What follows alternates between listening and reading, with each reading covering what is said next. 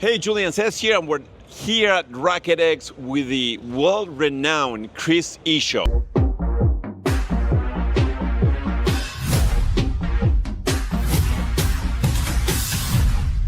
EE Capital founder, Los Angeles Beat PPL owner, and a new club also coming up. Yes, in LA. Chris, I mean, we're so excited to have you here. I've been chasing you around for the past couple of years. Finally, I catch you. So let's give us all the juicy stuff that is happening with you. Thank you very much. First of all, thank you very much for the beautiful introduction. And I try to be as much as I can here in US. So thank you for this. Appreciate being here. Thank you both for having me.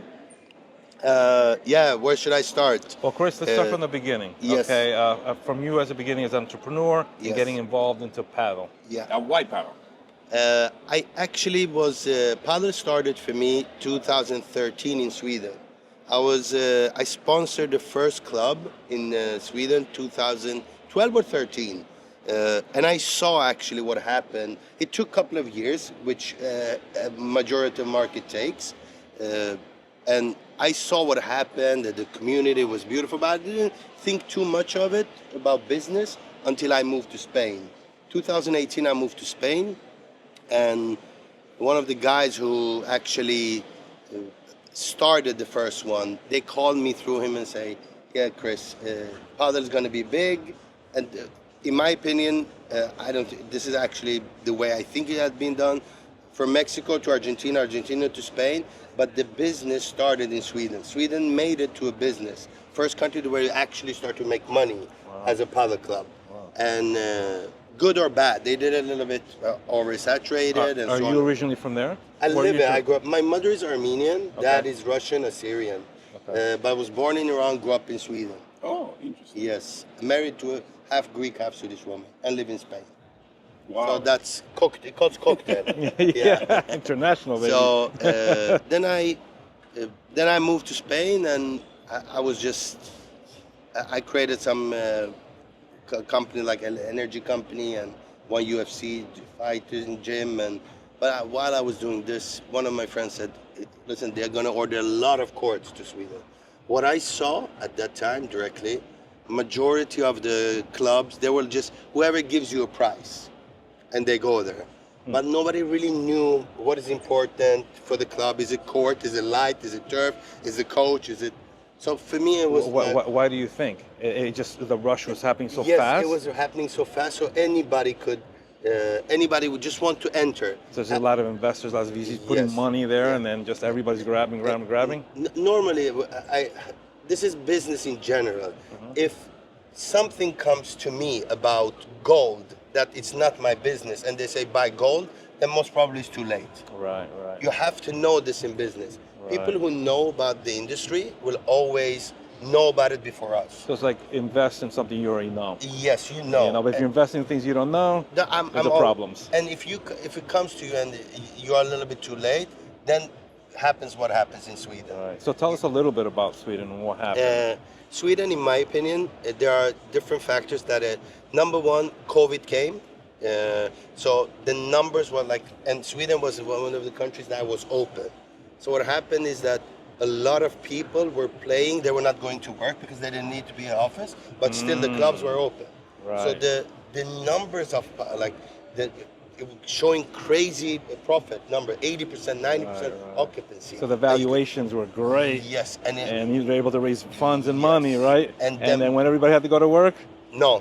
Then suddenly, in the midday, you cannot actually fill it up in the same way. And the other thing is, Sweden doesn't have the same entry level like in US. It was easier to get a warehouse. Anybody could do and buy some courts. Gotcha. It's not permitting, it's not zoning that way. Right. So the entry level is much easier. That made it, whoever has a little bit money or have a real estate, okay, I will put the paddle court. Gotcha. And in a city of 100,000, 200,000, if you have 100 courts, of course that just says that it's too much.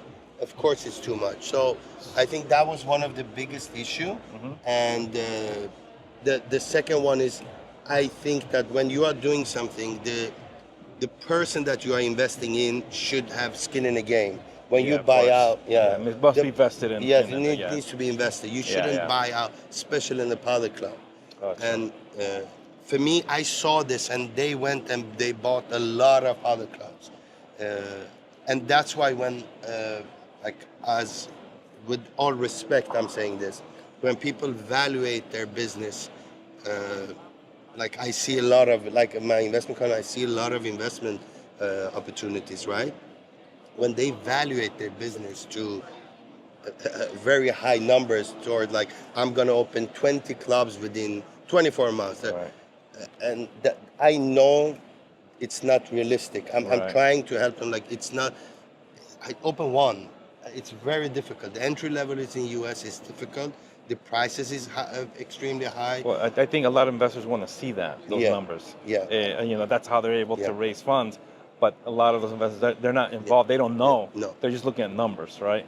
That's the risk. Exactly. That's the big risk when you're only looking at which a lot of entrepreneurs are numbers. That they are amazing, realistic, and they are good at doing beautiful spreadsheet, right. putting out year 3, year 5, year 7. When I have 10, we see that. Yes, we've seen that a lot of that. That's on paper it looks very good, but I always say, in padel, there are so many soft values that it's so important. If you don't like all of them 20 clubs need somebody to look at.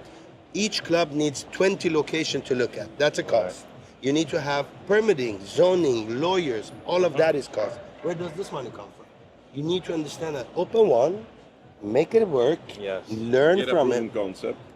Concept, and go forward. It's very rare to succeed and say we're going to open. I think like if you look at history of padel, how many people have opened more than 5? Right. Yeah. If you look at, it's very difficult. Yes. Because it's about not only the place, also you need to find 5 Marcos de Pilar who can be the energetic, can be the coach, that's also difficult because it's so important to have the community builder. Yeah. Or 5 jewels and sets, right? Yes. For sure. So Chris, Chris, tell our audience, as an entrepreneur, somebody getting into this business, what should they do instead of obviously making those beautiful numbers and getting funded and being unreal? What should they realistically do? Well, what's the best route here in the USA? Yes, I think for me, this is the advice I always give young entrepreneurs. Number one, you need to put time to learn something. If you're going to do something, learn. Learn about it. Yeah. Don't just really ask not 1 or 2 padel experts. Actually ask people who has built, call other. Everybody's very open in this industry. Just like any business, right? Yeah, like any get business. Involved, work there, do the day-to-day, learn the industry before you go ahead and move forward, Before you go, because it's so risky. I see when you are calculating on, like, I've seen business models where they put 3 courts and they are calculating 60-70% occupancy, and that's, for me, that's very, very, because you don't know. I always say padel is the challenge is, of course, to build it, right? But the second challenge, when you have it, then the second challenge is to bring people into your door. When you succeed to bring people into your door, if you bring in 10, 8 will come and play. Right. But the 8 of them, 1 will play 5 times, 1 will play 2 times, 1 will play 3 times. But this number drops. Yeah. Whoever played 5 times the first year will go and play 1 time a week. Right. And you need to know the number that in 3-4 years, what will make it work if the person who played 5 times a week the first year, he will play 1 time a week, and the person who played 1 time a week, play 1 time a month. Right. How many people do I need to make it a business? Yeah. And this is the numbers that you need to understand. You need the data, right? Data. Right. Because your heaviest cost in US is the lease. Yeah. Without a doubt. Yeah. Right now is the lease. And I think when you're doing something like Padel, as in the beginning, keep your cost as lean as possible. 100%. Try to show proof of concept. You need to work as much like anything. If you open a business in the beginning, you cannot take out salary. Yeah. No. That's if I see beautiful CEO, CFO, I'm sorry, this is not a And going back to what we're saying, you can get a proven concept in New York City, but now you move to Kansas City, and it's a different planet. Totally different. And also, when you are moving to a different city, if you don't have local knowledge there, that's a risk. So what do you do at that point? Yeah. I always find if I'm investing in somebody in New York, they have to be from New York, or they have to, because that's very important. Yeah. I am not investing in Miami because for me, it was Miami. Padel has existed here for 8-10 years. Everybody who is already here know they have built their communities. Yeah. I come from outside. Who is Chris? Like, Right. what you gonna do? I have to do crazy special things. So I rather go to a new market where I find a local person who knows the local people. Example, if you're gonna open a club in a city of LA, if you are known, or a restaurant, if you're a known LA profile, that's easier, or if you're not international. But I mean, coming from a different city to come and just say, I'm gonna open, always is a risk. Right. So you need to minimize especially in Padel, we are responsible to make it, because it's a beautiful sport. I think it's very important to do it right. So, Chris, let's talk about a little bit about EEP. EEP was the first paddle investment fund. How did you come up with the idea? Why here in the U.S. and not somewhere else? Tell us that whole journey and what have you learned? I know you have invested in quite a few clubs. Yes.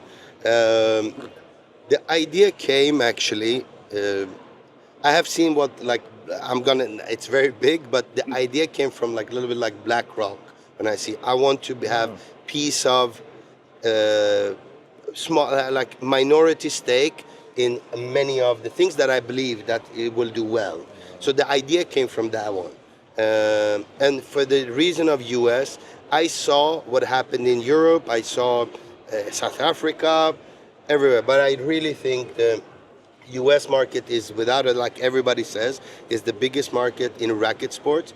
I think how many tennis courts there are? Over 100,000 tennis courts. No, tennis courts we have almost 300,000. 300,000.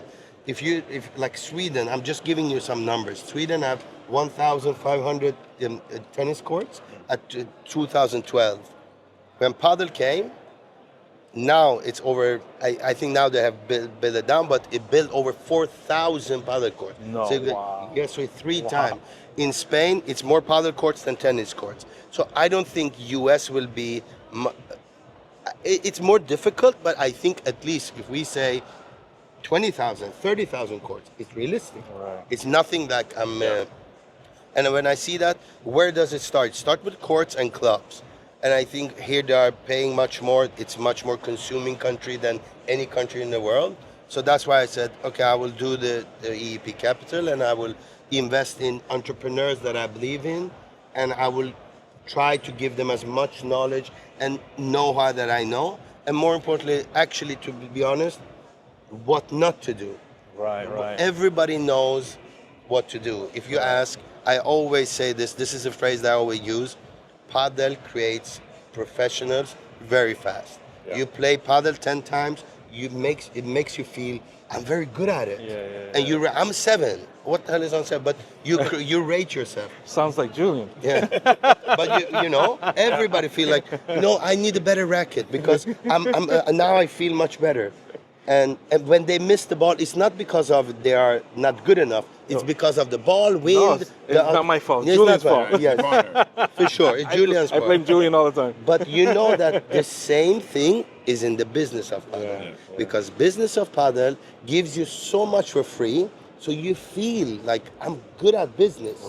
And the risk is you miss the small details. Like any business is in the details. For the longevity of the business, if you're gonna plan something that I'm gonna do, this gonna be here for 8 years, 10 years, 20. The club that is open 2012, now this is 13 years, right? 13 years. It's still there in Uppsala. The one that opened first is still there. It's doing very well, it's working. The big ones that opened, they had to close down. But the first one is still there. And that shows me how important the community build, the person that was running that, open that is.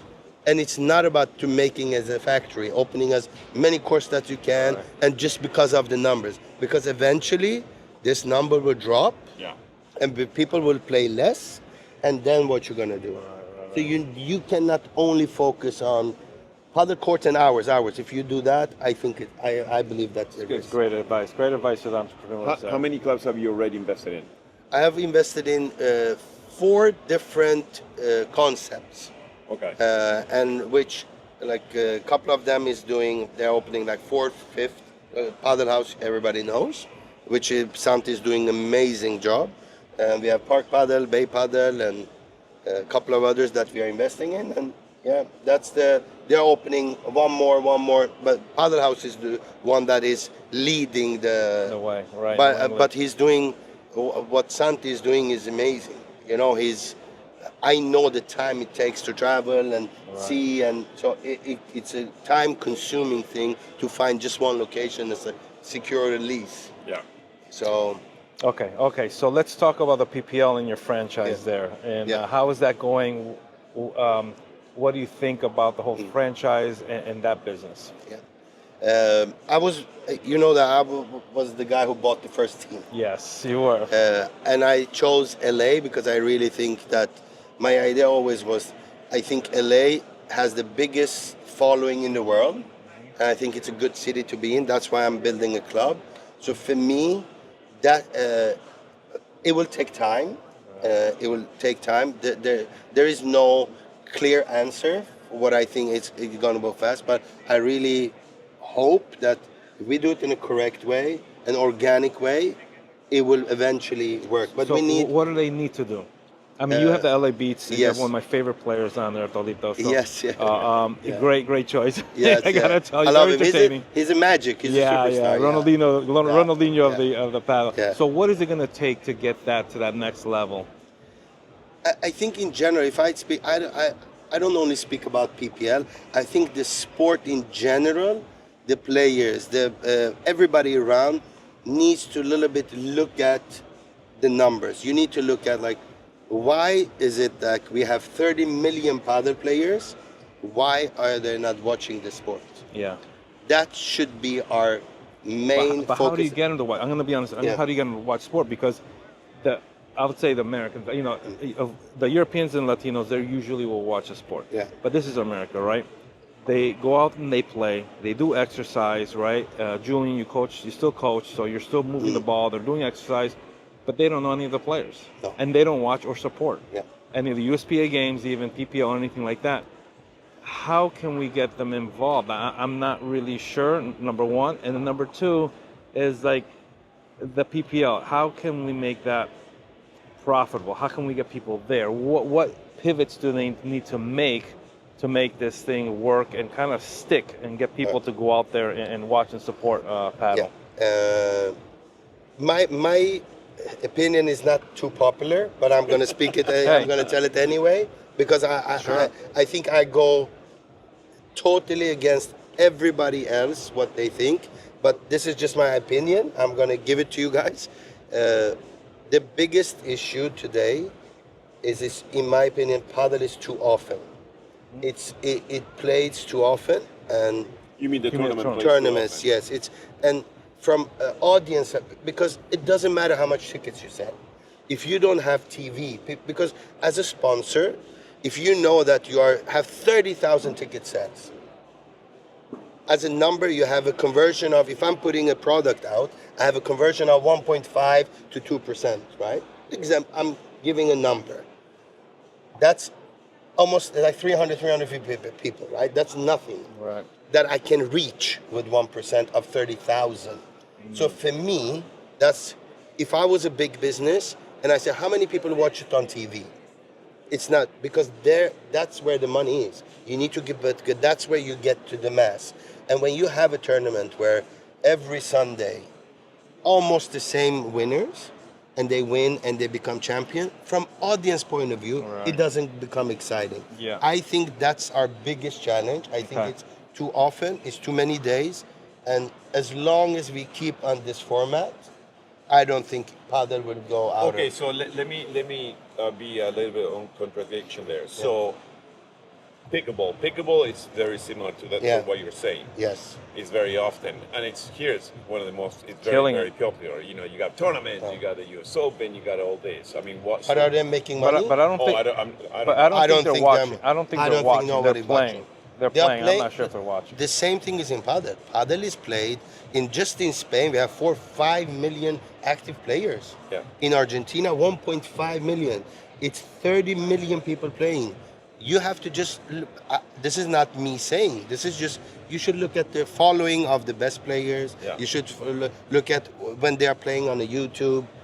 When I think human beings, when something happens too often, and they know, okay, if I miss this Sunday, I watch get next the next Sunday. one. But if Gotcha. you need to wait 1 year for somebody to win something, then it's much easier to follow points.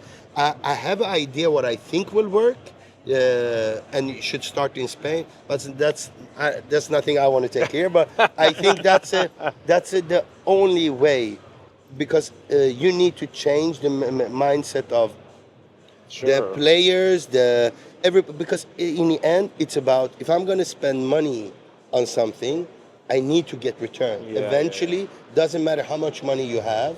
If you are spending and people aren't watching it, people are not coming for it, then there is eventually we say, I have to stop. There needs to be a plan. There needs to see like, okay, this is where we're going, right? This is the way. So right now, each franchise, on paper, it may be a certain value, but they're hemorrhaging money all the time when they get these players out here to play, and there's no vision of how they get that return on investment right now. Is that what you're saying? Yeah. I think that's a PPL right now. The format will be changed. It will be 3 days, which I think is better. Okay. It's smaller. It's fewer days. I think it's healthier for the players.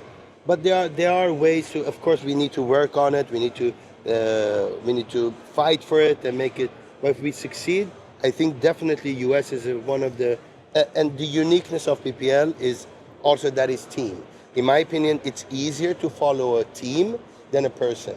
I normally say I don't like to create a brand, a business around a person, because it's a risk. Oh, yeah, if of course. it's athlete, because Becomes a always commodity, yes.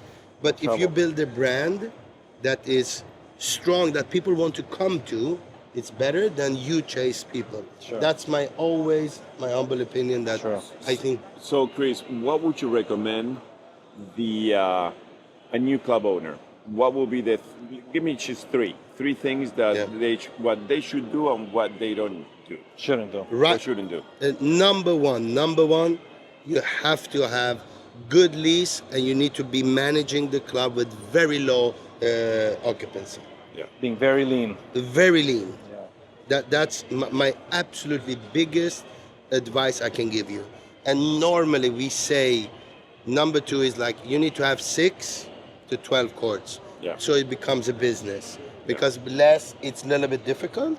It's not doable, but if you ask me advice, 6 to 12. More than 12, I think it becomes a little bit, it becomes too big. Because people want to know. They come, who's playing there? It's a little bit community and so on and so on. And third advice, you have to, whoever you choose as your coach or your community builder, lock them. So they don't come and chase. How do you lock them? You give invested equity? Whatever. I have some idea like how to do, but go for like it. it's Can you either if they don't want. Normally, I want people to have a skin in the game. If they don't have the money, if they are with me and build, they can get. Of course, they can get vesting or they can get some kind of equity. Smart. Or if they don't, if they are not up for that one, because always it's a risk with the company. You say, all right, you know what? This is an area that we are building. You cannot work. You need to sign an agreement. You cannot work in the area of, so they don't take your community and go 2 kilometers away. Is that enforceable? In a lot of states, it's not. That's not even enforceable. I don't know illegally if you can, but that's a very big risk for a club owner. So if a person is not gonna do certain things and say, I want vested equity, then you should question what their commitment to your project, right? For sure, because it's so. I'm not there running with them, you know. Right. That person in front, if it's you or whoever, it's very important for the club. Yeah. It becomes a very important person. Right. Which eventually in 5, 6, 7 years, it's a very. But if they have incentive, they are making something out of it. Then they will stay. They want to stay. They want to work. Right. So. So That's one final question. Let's talk about a little bit. EEP is taking on more clubs, investing in more clubs, or you just cap it out? No. We made some changes in the company. No, we're gonna absolutely. We are looking at to invest in more clubs. Okay, we forgot about the 3 things you shouldn't do. Yeah. Let's do that. That's a good one. Then I will go number 1 is, again, don't go and say that you're gonna open 20 clubs. 20 clubs. Gotcha. Second thing, don't overvalue your business. Gotcha. Don't come into Investors crazy hate that. Yes, because that scares. Number 3, look for return your money to the investors as fast as possible. Possible, right? Yeah, Get some credibility. Yes, from that. because that shows that if you can show that your business is lean, you can pay back your money to the investors. Actually, I can invest in the another next project. one and next That's one in right. project, and you can actually do it more organically. But that's and lease. So Don't go for any lease. If you're a Padel Club, a Padel Club owner, how can they reach out to EEP? They send the email to EEP Capital. Okay. We have an info email. Marcus Johnson is our CEO. Okay. They send the email to him, but I'm going to be very clear. Normally, we will not even start to look at if you don't have like a business model with some kind of lease. Okay. So you need to, because that's where like for me to be able to even look at it or invest in it, I need to know your cost. Yeah. Right. If you don't have a lease, how I'm going to look at it? It doesn't matter. Yeah. You can tell me you're going to do billions of dollars. It doesn't matter because you don't know. I don't know my fixed cost. Right. So let's talk about the cherry on the top here. Your new club coming up in LA, baby. Oh, boy. Beautiful league. Let's talk about that. LA club. I'm very. It's been What is it called? LA Padel Club. Nice. LA Padel Club, and it's going to be home of LA Beat. Wow. Nice. Yeah. So location Culver City. Wow. Yeah. Nice. 7 outdoor courts with a clubhouse, with a little bit spa, sauna, cold plunge, co-working space. No, it's going to be Very beautiful. nice. Yeah. Exactly. Any courts indoors or just all outdoors? No, it's all outdoor, Okay. but it's permanent. Yep. It's a permanent club. We have everything permanent, zoned. Now, let me ask you a question. Why outdoor, not indoor? Because exactly the reasons that I'm giving advice to people. Lean? Lean, and the cost for doing indoor LA doesn't make sense. Doesn't make the It numbers doesn't. aren't there. The numbers are not there. Gotcha. Because the people pay, because it takes so much space to put 6-7 courts in LA, and big movie studios will pay $4 million for that space Gotcha. to put. And how are you going to make No, it? So it all It's depends on your impossible. location Yes, and your state and so forth. For me, the location that we have is very good. It's like 15-20 minutes from Beverly Hills. It's good. It's close to Apple Studios, Amazon Studios. Nice. We have very young people. Culver City is growing, so it's amazing location. Of course, it's going to be challenged. There is nothing. I don't think that you just open and hope. You need to work. You need to promote it. You need to work on it to get people in. When? Right. So when? I hope within 3 to 4 months. Oh, 3 to 4 okay, months, nice. baby. Hopefully, 2025 we have Yeah, one. before Christ August. Ishoo LA Club coming Yes. up soon for all our viewers and listeners. Come and check it out if you're in LA. Chris, Thank you very much. I want to thank you so much for Thank giving you some guys for great having me. advice to our entrepreneurs and to our viewers. This is great information, very priceless. I want to thank you again. Congratulate you on all your Thank you, success, guys. okay? Thank you, guys. We'll Thank stay you. in touch, man. Thank you, bro. All right,